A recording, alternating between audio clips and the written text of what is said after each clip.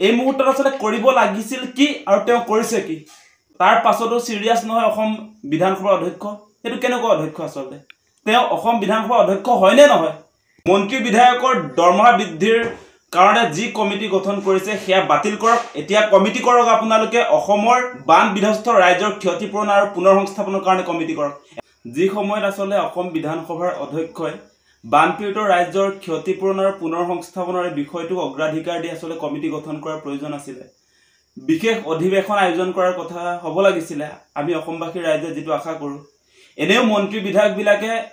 1.5 লাখৰ পৰা 2 লাখ টকা বৰ্তমান সময়লৈকে দৰমহা পাই আছে এই মুহূৰ্তটো মন্ত্ৰী বিধায়কৰ দৰমহা 1.5 লাখৰ পৰা 2 লাখ টকা তাৰ ওপৰত তেওঁলোকৰ তেলৰ খৰচ অন্যান্য যিবিলাক খৰচ সেইবিলাক চৰকাৰে বহন কৰে গতিকে এই মুহূৰ্তত প্ৰয়োজন আছিল কি আৰু অসম বিধানসভাৰ অধ্যক্ষই কি কৰি আছে তেওঁ অত্যন্ত দুৰ্ভাগ্যজনক কথা আমি দাবী উত্থাপন কৰিছো কোনো কাৰণতে এনেকুৱা সময়ত আসলে বানপীড়িত ৰাজ্যক পুনৰসংস্থাপন আৰু ক্ষতিপূৰণৰ বিষয়টোক লৈ তেওঁলোকৰ কোনো ধৰণৰ সিৰিয়াসনেছ নাই আপোনালোকে নিশ্চয় দেখিছে এবাৰ বানত 72 জন এই মুহূৰ্তলৈকে 72 জন মানুহ মৰি গল তাৰ পাছতো সিৰিয়াস নহয় অসম বিধানসভাৰ অধ্যক্ষ এটো কেনেকুৱা অধ্যক্ষ আসলে তেওঁ অসম বিধানসভাৰ অধ্যক্ষ হয় নে নহয় সেই প্ৰশ্ন আমি উত্থাপন কৰিছো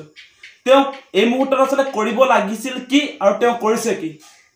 আমি অসমবাসী ৰাইজে আশা কৰিছিলো যে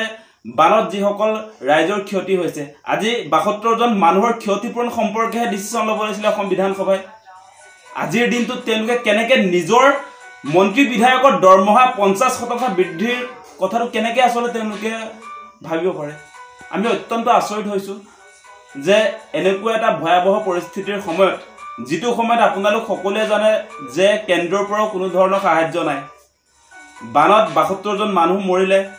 30খন জিলাত বানত বিধ্বস্ত হৈ গল কিমান মানুহৰ খেতি পথাৰ ধ্বংস হৈ গল ঘৰ বাৰী উটুৱাই লৈ গল বানপানীয়ে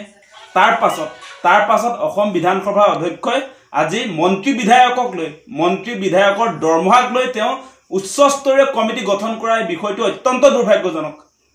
আমি এটা কথা স্পষ্ট কৰি দিছো যে অতি শীঘ্ৰে অসম বিধানসভাৰ অধ্যক্ষই মন্ত্ৰী বিধায়কৰ দৰমহা বৃদ্ধিৰ কাৰণে যি কমিটি গঠন কৰিছে সেয়া বাতিল কৰক এতিয়া কমিটি কৰক আপোনালোকে অসমৰ বান বিধ্বস্ত ৰাজ্যৰ ক্ষতিপূৰণ আৰু পুনৰসংস্থাপনৰ কাৰণে কমিটি কৰক এনেকুৱা ফালতু কাম নকৰিবৰ কাৰণে আমি শক্তিয়াই দিছো